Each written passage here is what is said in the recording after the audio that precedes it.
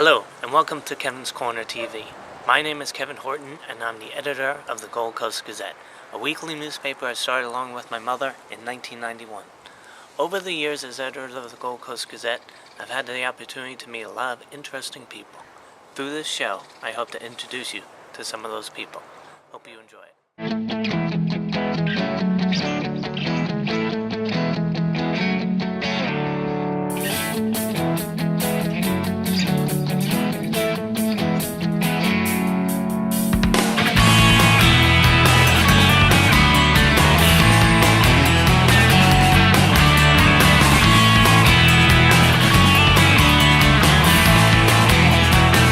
Okay, welcome to Kevin's Corner TV. This is our second week with Ted Robinson. A lot to talk about. Ted, thanks again for being on the show.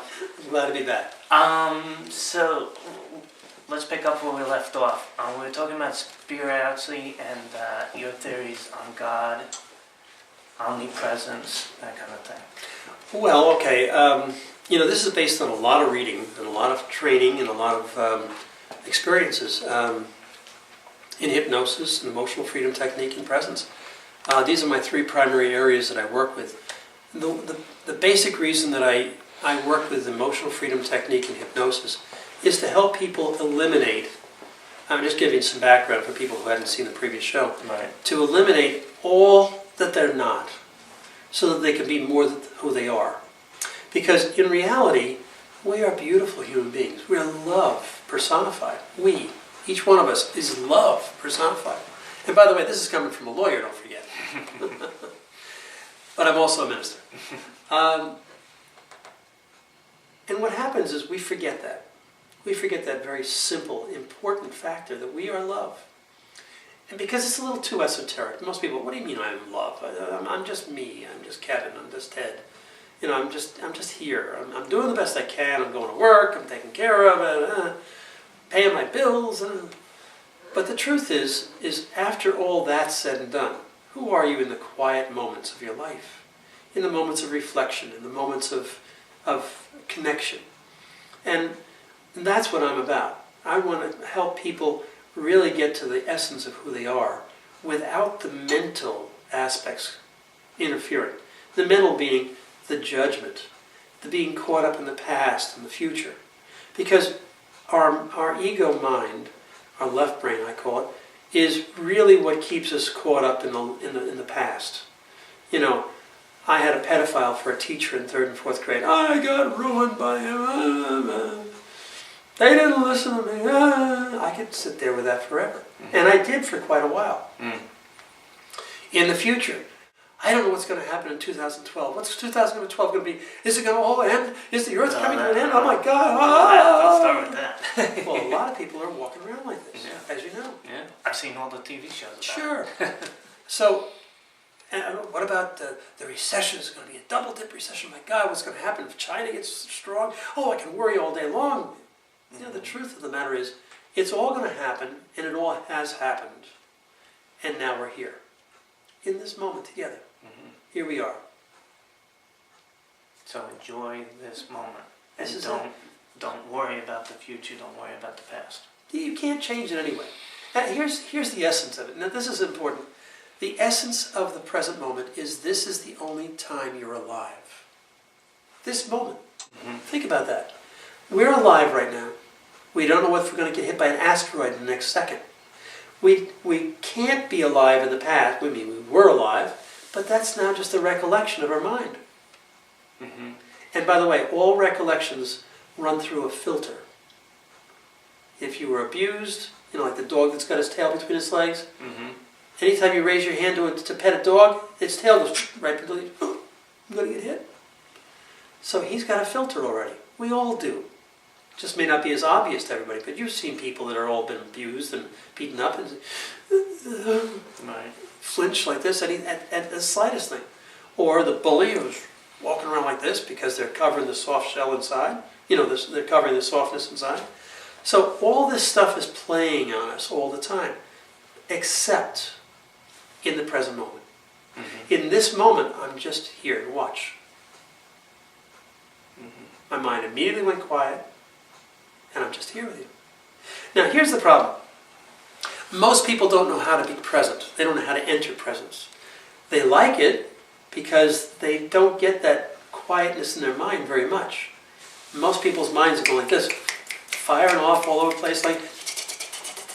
Right. So what I've felt, like the everyday thing where you're driving down the expressway and you pass by your exit, that's because you're not present. When you're in Disney World and you remember that the rest of your life, you were really present in Disney World. Right? in that moment, yeah. In that moment. But all the remembering after that is just that filtered recollection. Right. So I've discovered and developed a way for everybody to be present. I'm going to show your watchers right now. It's very, very simple. I'll do it to the camera so that they can see it. And if they want, they can actually do it. Okay. I know this is an interview, but I'll just show you. I'm going to show you now how to become present anytime. And what I mean by that is quiet your left brain, your conscious mind that's constantly chattering away. I'm going to now show you exactly how to do it so you can do it. And if you want to, you can do it with me right now. This is very simple. But this is something that you can do anytime, any place. It's a little, you might not want to do it in the middle of a crowd or at work because people might wonder what you're doing. But it works. And here's how you do it. You fix your eyes on my eyes. You can look in a mirror, by the way, to fix your eyes on yourself. You bring your hands up like this so your palms are facing one another, about 12 inches apart. And while you're keeping your eyes on mine, or on yourself in the mirror, you simply bring your hands out this way. Now the trick is, or the key is, you want to watch your hands while you keep your eyes focused on the original set of eyes. As you do this, what you're doing is you're using your peripheral vision. As you get them out to your ear thereabouts, I kind of tend to wiggle them. I can no longer see my eyes right now. But I can see everything in the room, including Kevin. I'm now going to drop my hands close, quietly, and my eyes do not blink if you noticed. I'm in presence. My mind is quiet. You notice my voice has changed. I'm in full presence. Nothing's going on. You might say, well, why do I want that? Because it's quiet. It's restful. It's peaceful. And it's joyful. So that's about it. That's how you become present anytime, any place. Now with that, you are experiencing exactly this at this time. Yeah, I'm just here and I'm not thinking. See, the thinking part is the deal. Right. Most of us walk around thinking about what we're going to, like you're sitting here doing an interview. You're listening and you're also anticipating, what am I going to ask next? So that's your mind. Right. It's impossible in this circumstance to really be present because you've got to keep a show going, you've got timing, so you want the next question, you're sitting there like this, so am I supposed to talk now? Oh, okay, I'll talk now. Then you got to make it up. So you're anticipating, and that means you're always in your left brain thinking. So you can't experience it fully because your mind is constantly working things over. Whereas when I'm in presence, I can just be. And then what I've discovered is very interesting is everything comes easier. Like when I'm doing therapies for people and stuff, information comes to me like this. I don't have to try. It just happens. I don't know how it happens. And I don't question it. I don't even want to know. It just happens. And it's probably good for like executives or people in the business world because you're doing that task at the moment, you're getting it done, you're probably more efficient. Well, you are, but you do need your left brain. And by the way, this is not an indictment of the left brain. I want you to understand. This is something that many, many religions and therapies and everything else do incorrectly in my view. This is my judgment. And that is because the mind, if you try to defeat it, will always win. To not try to limit your mind, your ego brain, it will not work because that's the mind trying to limit the mind. It's silly. What you want to do is you want to tell the left brain, the mind, the ego brain, I love you. I need you. I want you in my life at all times. It's just that you are going to take the secondary position instead of the primary position from now on. Left brain says, wait a minute. I'm the one who's kept you safe and secure all your life. I'm the one who keeps you safe. You need me. Yes, I have needed you up until now. Now I am present. And when I'm in presence, everything is fine. I don't believe it. Let me show you. And now I go right into presence. Right. And the left brain's watching carefully. It's evaluating. I'm not so sure about this. And it will not allow you to be free of it until it believes that you have mastered presence. This is what Leonard Jacobson talks about, and where I got this from.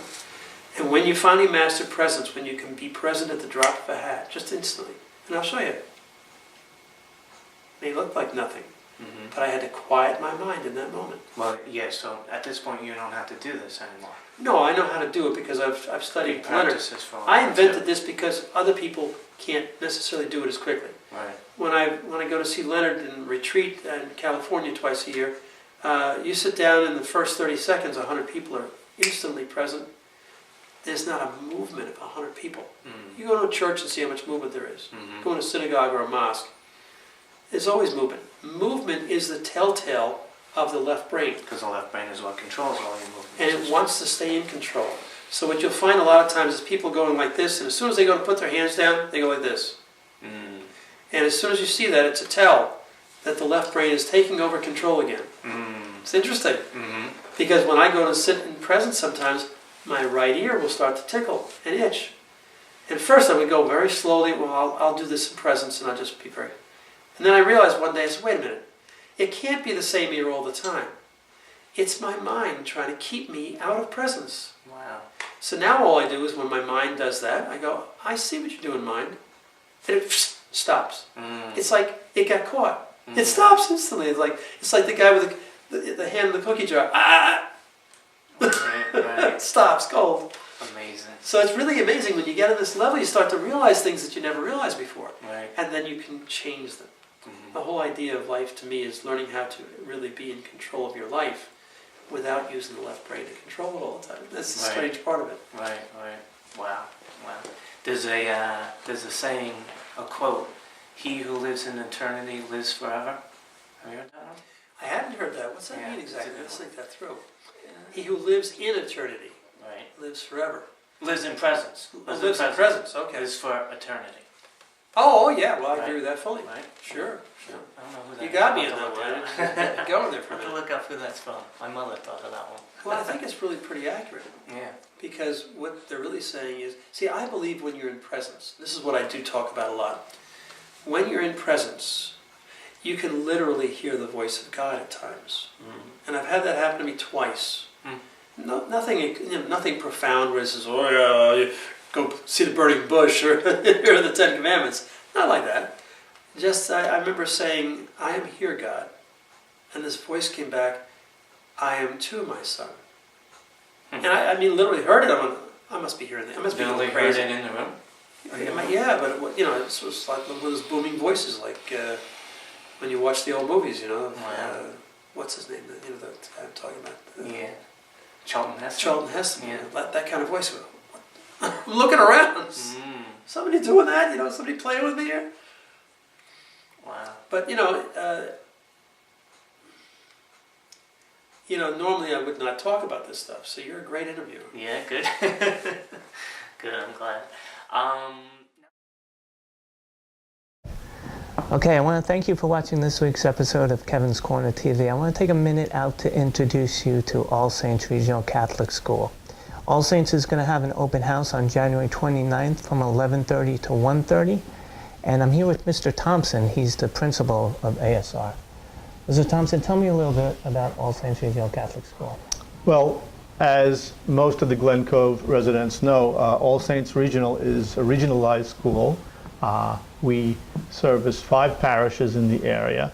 The actual building has been here for almost 100 years. It's the church up on the hill, so to speak. And we pride ourselves in providing a quality education to the students, to the young ladies and gentlemen in the area. It's a wonderful place to be because it's a relatively small school, and we have a closely knit family-type atmosphere. Everyone knows everyone else among the staff, among the students, and among the parents. So it allows us to really be able to work with students if they have any problems or there are situations that need to be addressed. It happens pretty quickly, immediately. So it's a great place to be. So it's a very caring and nurturing environment for Most definitely, yes. That's great. That's great. Okay, so the open house is January 29th. On January 29th, we have an open house beginning at approximately 11:30. The students will go to Mass first at 10:15. Then parents are invited our parents from the school, as well as any parents in the area who'd like to visit the school to see what our teachers are doing in the classroom. All the teachers will be here.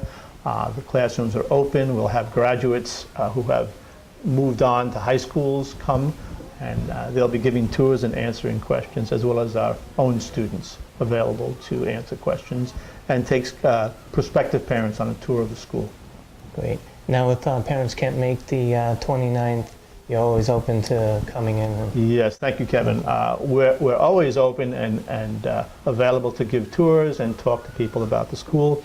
That week in particular, certainly we're open, and we'll be involved in many different types of activities with the students and the staff and people in the community. So that would be an especially good time to visit the school, but any time is fine. We'll always make time to speak with and give a tour to anyone who's interested in learning about our school. Great, thank you. All right, so remember, January 29th. Back to the show. Your books. You've written 4 books? Is that right? 4 books. Yeah. The books are called How to Open or Improve a Successful Alternative Healthcare Practice. Mm-hmm. They're all here in my center. Not that anybody buys them from me here because they're online. They're all online. But the one is How to Open or Improve a Successful Alternative Healthcare Practice. And this is really literally for all alternative healthcare people. And it tells, it brought in all my legal acumen about how to establish your credit rating if you've got a bad credit rating, about how to open your business, what licenses you need, where to locate it, and all kinds of stuff, including marketing. Mm-hmm. And I put about 35 ways to market in here. And then I thought, maybe I could expand that. And so the following year I wrote 108 ways to market your alternative practice, or your practice. That was for alternative practices. Mm-hmm. And my secretary and I do all these cover designs. Nice, very nice. Yeah, I like them. Because that was my background in art, you know. Mm. And then the other 2 are Stay Slim While You Quit Smoking and Stay Trim While You Quit Smoking. Wow. And the purpose of this is because I have a smoking cessation program in which I have a hypno-stopping CD, which hypnotizes people, and first off changes their subconscious programming. And then I have 2 DVDs that I put together with Emotional Freedom Technique. This is a tapping technique that looks like this. It looks a little silly, I know, but it works very effectively. And that's acupuncture in a way. It's acupressure, yeah. Pressure. And what it does is it eliminates the habitual reasons for smoking, like the after every meal I've got to have a cigarette. When I get up in the morning I have to have a cigarette. Before I go to bed at night, on the way to work, you know, all this kind of stuff. When I have a newspaper, when I have a break. So it teaches to And start so you tapping can and tap all those old habits away. So that's one of the DVDs. The other DVD is all of the emotional triggers that cause people to smoke. Such as, you know, I'm nervous. That's the biggest one. I'm getting on the phone. I gotta have a cigarette to get on the phone. I'm sad. I'm anxious. I'm getting over a broken heart. I'm in mourning. A number of things. And I even put in one for celebration. You know, we're going out. Let's go out. You know, that type of thing. And what you do is you literally put it on TV and tap along with me, and literally it goes away. It literally goes away. So not only do you get rid of the smoking trigger, you get rid of the underlying emotional problem that goes along with it. Because I believe that all aberrant behavior comes from blockages in your meridians. So addictions, gambling, sexaholism, shopaholism, cluttered houses, all that stuff has an emotional component that once resolved goes away. So then the clutter just disappears on its own. The smoking just disappears on its own. Because it's always a response by us to an emotional problem we're having. And that's what I'm up to. I mean, and that's all based, by the way, on a premise that every one of those emotional problems is a blockage in one of your meridians. So all we're doing is we're tapping the top of the meridian, which is like a straw with a little bit of milk left in it. You tap the top of the straw, you break the blockage, right? Same thing here. You just tap the top of the straw, which is a long meridian. We don't know where it is. And the beauty of the system is we don't do any diagnosis or specific treatment. We simply say what's bothering us and tap all the meridians, knowing that if we're having a negative thought or a self-limiting belief, there has to be a blockage somewhere. So instead of diagnosing it, we tap them all. Tap all the meridians, one of them's got to be it. And sure enough, one of them is usually it, and that issue goes away. Wow. It's pretty amazing. Yeah. Now, what does that come from? What is that Chinese or? Yeah, it comes from acupuncture and acupressure. And it was invented originally by Dr. Callahan, Roger Callahan. And then, but that was a doctor, so he had specific diagnosis and specific treatments. Only doctors could do it, psychiatrists, psychologists, and doctors, because that's what they do, diagnose and specifically treat. They let a guy named Gary Craig in, who was an engineer, and he wasn't a doctor, and so what he discovered was, you know what, I don't have to do it in specific combinations, I just have to do them all, and it still works. And so he developed EFT out of TFT, which was thought field therapy. It's about, I'd say, 85 to 90% effective all the time. Wow. Yeah, nobody wants this out in the medical fields or the psychological fields because it's too effective. No. It goes fast. Yeah. And there is theories about health and what you eat and what you think and That's rather than why- getting drugs, being and given drugs. Exactly, because I believe all drugs mask symptoms, not solve the problem. And I believe, and this is controversial, so please bear with me, but I went through therapy at one point after I got divorced, and because I had 3 girlfriends in a row, 3 women in a row told me the same thing. At first I said, oh, it's her. And then I said, oh, look at that, a coincidence. But the third one, I said, it can't be 3 in a row, it's got to be me. So I went for therapy. And the premise that bothered me was that once you find out what the underlying problem is, you'll resolve it for yourself. And I noticed when I was in group therapy, there were people there 4, 5, and 7 years, still hadn't resolved it for themselves. I said, there's something wrong with the system. Right. There's a premise that's wrong. And so I set out to find something that would actually get people done quickly, easily, and inexpensively. And that's what this does. And I teach it so that people can learn it so they can do it themselves. That's what I want, everybody to learn this. I'm going to be speaking at the United Nations on March 16th, in fact. Oh, excellent. Talking to delegates. I was invited there after doing a talk up in North Hills. And one of the people said, you've got to talk to my delegates, you know. Okay, great. I want to share this with the world. Wow. I want the world to improve. I really do. Wow. So you think that's your job in this lifetime, is to do this? Yeah, my lifetime is to help others help themselves, not to help others. Right. Very important, because when you go and help others, it's like somebody walks into a gym and says, I want to build up my pecs. And the guy says, here, give me $100. He gives him $100. The guy gets on the floor and starts doing push-ups. So what are you doing? I says, I'm building pecs. Yeah, but I want mine to build up. I don't want you to get more powerful by helping me. I want me to get more powerful. Right. Oh, so that's what I'm up to. Helping others help themselves. Right. And that's my motto, helping others help themselves. Nice. And it's kind of like teaching somebody to plant a garden or feeding them. It's like the old aphorism from Jesus, you know, give them a fish, you'll eat a day. You can teach them how to fish, you'll eat forever. You know? Right, that's it, yeah. So, I strongly believe in that. And I believe in self-worth, self-esteem, self-confidence, and that's what this builds. Because it takes away the self-limiting beliefs. It takes away the negative thoughts about things. And when you do all that, what are you left with? It's like taking the clouds away from a cloudy day. The sun was always there. Right. But now the clouds are gone. It's a sunny day. Yeah. It always was. You just didn't realize you had clouds in the way. So that's what I'm always in the midst of doing, taking the clouds away, letting the sun shine in. And in presence, the sun is shining. Right. Excellent. So tell me about the center. Well, the Center for Inner Healing, I started about 13 or 14 years ago, I guess it was. Almost 15 years now. And I started in a little 2-car garage behind my dad's office in Hicksville, and we met there for many years. And I used to also do groups in chiropractic offices and elsewhere. And eventually I moved to Hempstead, and I now have a large room here, as you can see, in which I hold groups every Wednesday. And then Sunday nights I do what's called a tapathon. Tapathon, you know, tapping. And we've been tapping for almost 2 years now. It originally started out as a recession relief tapathon. And I got us through the recession here, if you notice. You got another one coming up, apparently. Perhaps, who knows, we'll see. But the reason I say that is because that was my background in college. I was an economics major. And I always remember the words of FDR, which was, all we have to fear is fear itself. And I believe strongly that that is the truth. And that's what Bush and Obama have been saying. Go out and shop. You know, after 9/11, that's exactly what Bush said. Yeah. Everybody go shopping. He meant that. He just didn't say it very effectively, as he didn't say a lot of things effectively. And what he meant was, if everybody continues to shop and do commerce, this won't affect us negatively.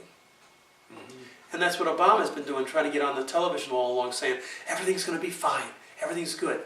The truth is, it's a psychology that puts us into a recession, because if I pay you $100 and you hoard half of it, only $50 goes into circulation. Whereas if you think everything's going to be rosy, I'm going to get $200 next week, you go out and spend $110. That's the psychology we have to overcome.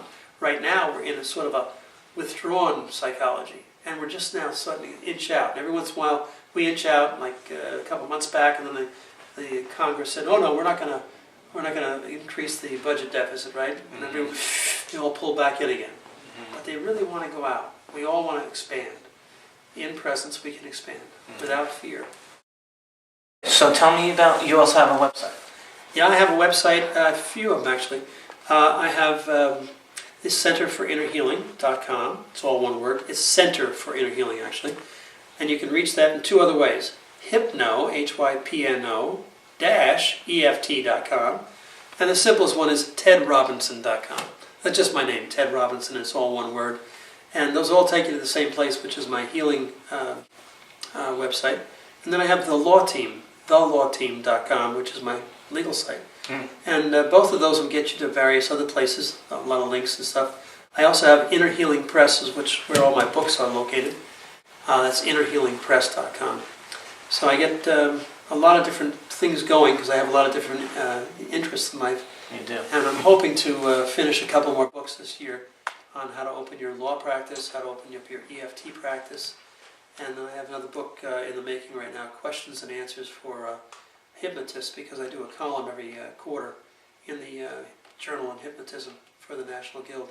Oh, that's the other thing. I teach every year up at the National Guild of Hypnotists Convention. And we're developing something new, which I'll tell you about another time. Yeah, all right. Very good. Ted Robinson, amazing individual. He's got so much on his plate. I appreciate you being on the show. This was Thank you very amazing. much, Kevin. Thank you for having me. Thank you for tuning in. Make sure you check out his show Tuesdays at 8 p.m. This same channel, channel 115. Thank you for watching. Thank you. Okay, thank you for watching this week's episode of Kevin's Corner TV. I want to remind you to tune in every Friday night at 10 p.m. on channel 115 and also on YouTube, Kevin's Corner TV. See you next week.